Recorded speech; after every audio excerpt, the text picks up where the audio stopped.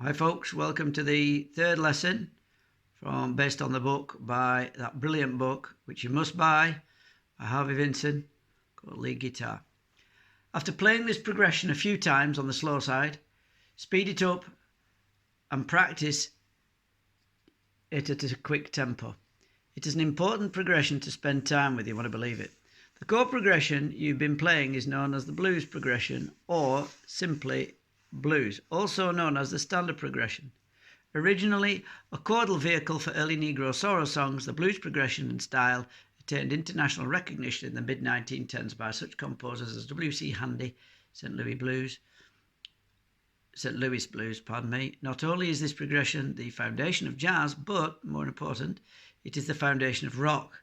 Every list of rock tunes always includes songs based on this progression. Rhythm and blues bands, Fats Domino, Chuck Berry, and straight blues bands like the Butterfield Blues Band, B.B. King, Albert King, mostly rely on this progression.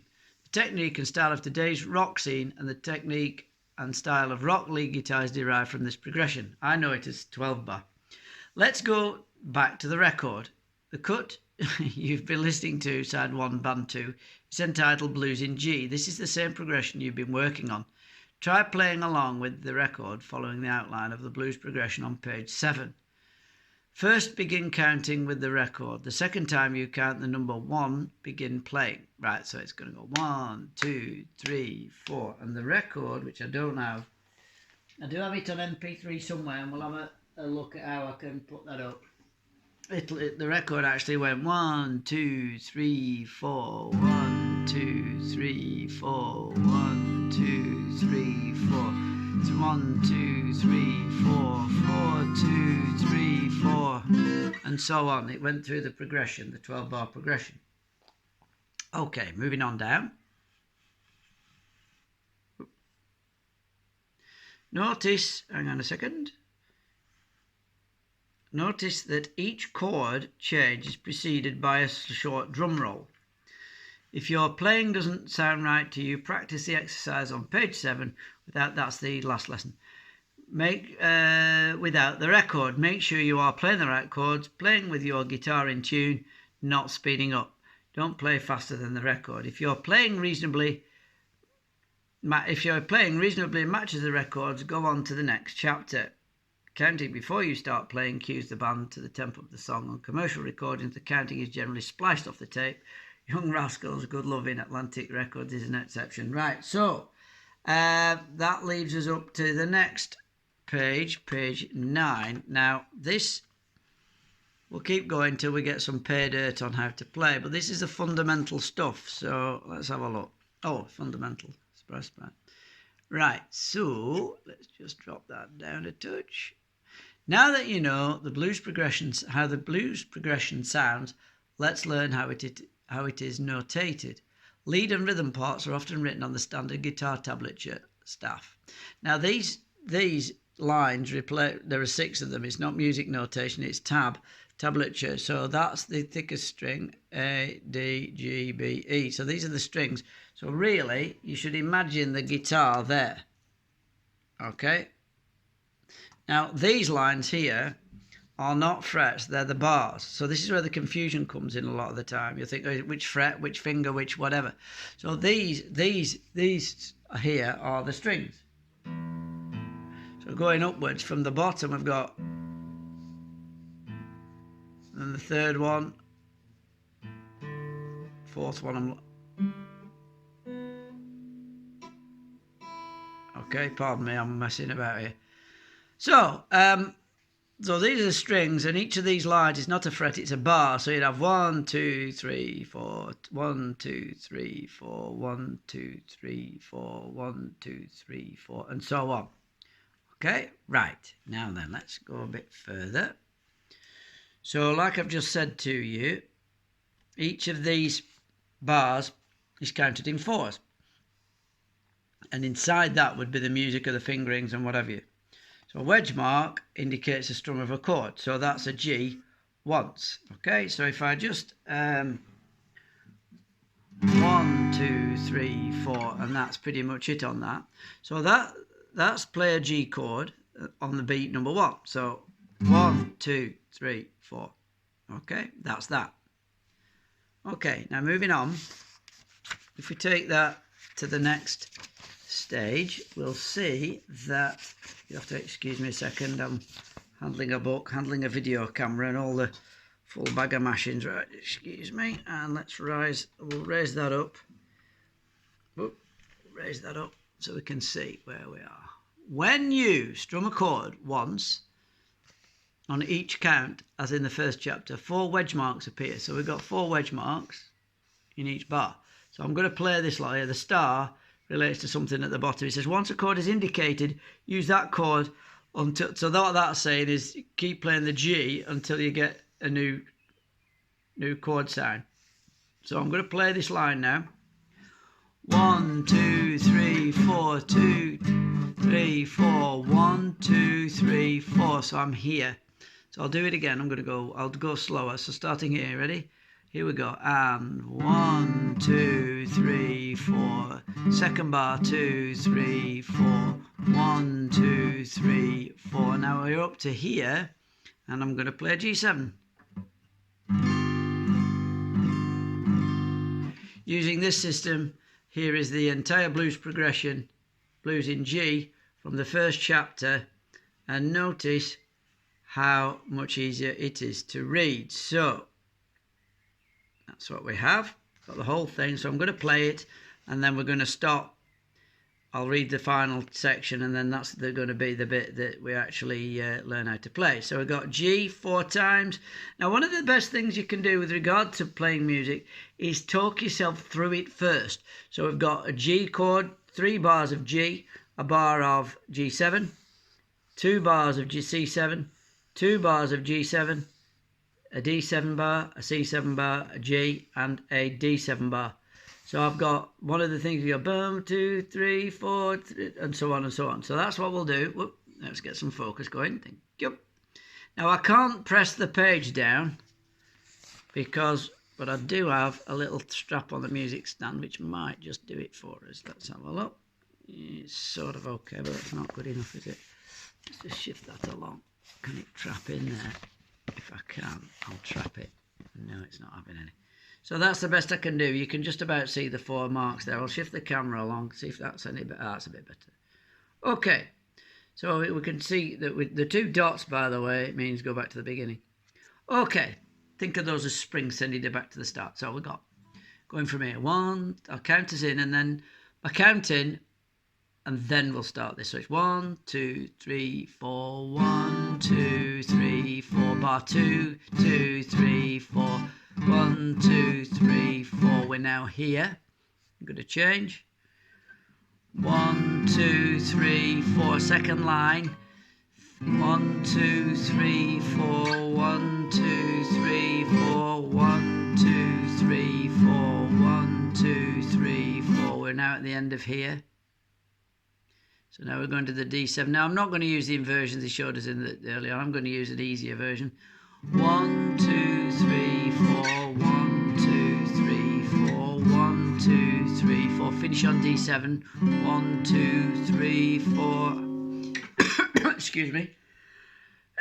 So, moving down to the end of the lesson for the theory side of things. Let's have a look. We can tilt that and get it just a bit straighter. And lower it down. Can we get that any better? Oh, that's okay. That'll do. There we are. Now, play the progression through a few times using this outline, with or without the record. Keep your eyes on the page, not on your left hand. Compare it to the previous blues outline. Count the number of measures in blues in G. You'll find it to be 12 measures. That's bars long. If you repeat the progression, the length is 12 times 2. Although the length of the blues progression varied originally from 8 to 16 bars, it has become fixed by today's rock players at 12 bars. It is referred to as 12-bar blues, no matter how many repeats you take. Well, there you have it. 12-bar we call it, or 12-bar blues, or just the blues. What's that say down here? Continue the first measure and play the G chord on the next one count. That's so basically that's referring to this bit here. This bit here, because that's got 2 stars. You can just about about C, the second star. Okay, so that's what I'm now going to do. I'm going to count to 2 and we'll fade out and we'll go on to the play. Okay, I'm going to just play the sequence through a couple of times and you'll be able to play along. Now, let's just get the tuning first though. So I'll get rid of my ugly mug and we'll have just the guitar. Just a second. Just move that around so you can see. Sorry about the towels and everything, been sunbathing. What you'll do during lockdown. Right, okay, so we've got the 3 chords I'm going to use. I'm going to use the bar chord. Now I'm going to use this C7 and I'm going to use that as my D7. So if you can play a C and you can play a C7 open, which is a requirement for this book, if you slide the entire thing up 1, 2 frets, you get a D7. So I'm going to use that as the D7 because I prefer it. It's just easier because from here to here is really simple. And from here to here is for beginners is more appropriate. So we've got 1, 2, 3, 4, 2, 2, 3, 4, 3, 2, 3, 4, 4, 2, 3, 4, 1, 2, 3, 4, 2, 2, 3, 4, 1, 2, 3, 4, 1, 2, 3, 4, 1, 2, 3, 4, 1, 2, 3, 4, 1, 2, 3, 4, 1, 2, 3, 4. Okay, so just to raise that up a nudge. So I'm going to swing the strumming a bit.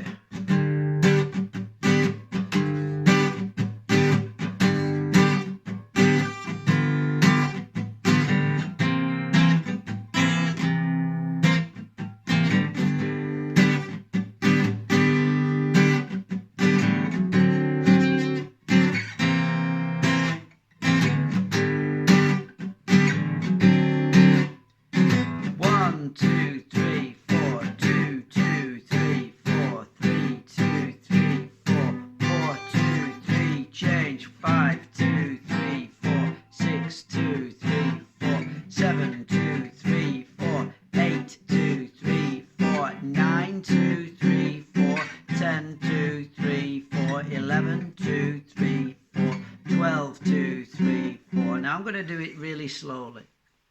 So we've got 1, and I'm also going to use these chords this time. I'll try and remember to use these chords because these are from the book. Okay.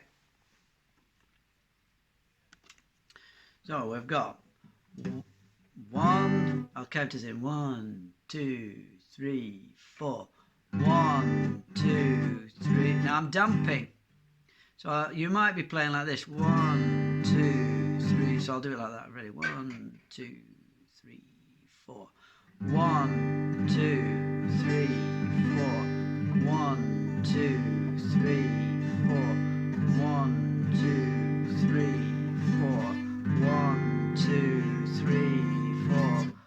1, 2, 3, 4. 1, 2, 3, 4. 1, 2, 3, 4.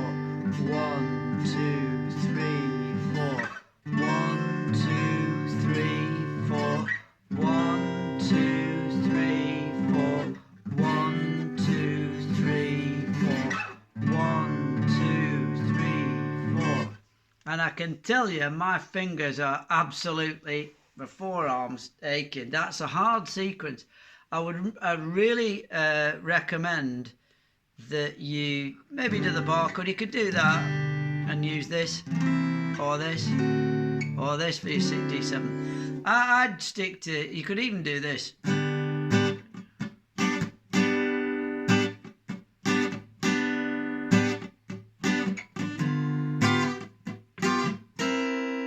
Or this. Can you see the sounds are the same? That's the same too. That's the same as that. I find that really difficult. Really, really difficult. Okay, so that's the... how come you've disappeared? You've shrunk down to an angle. Oh, there we are. That's why it's been not flat. Right, so there it is. Now it's tilted again. I don't get this. We're drunk. We're working with drunks. Is that better? Yeah, that's better. So there you have it. That's what it's asking you to do. So over the top of that would come some riffs. So you might have.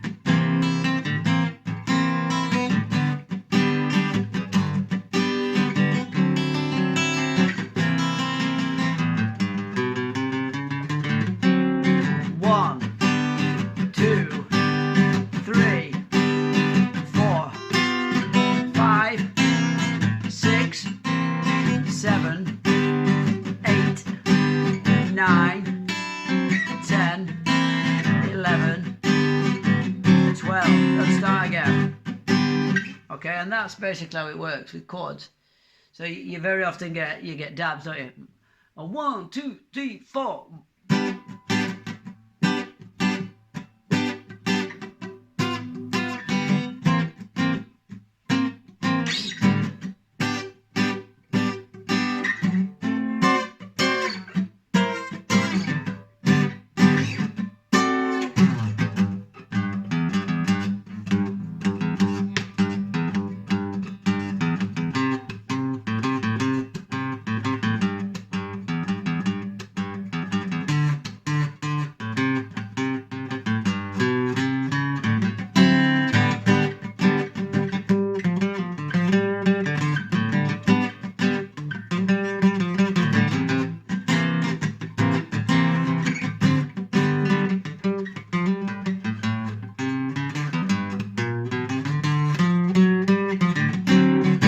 Might have been a mistake there. What's new with my playing?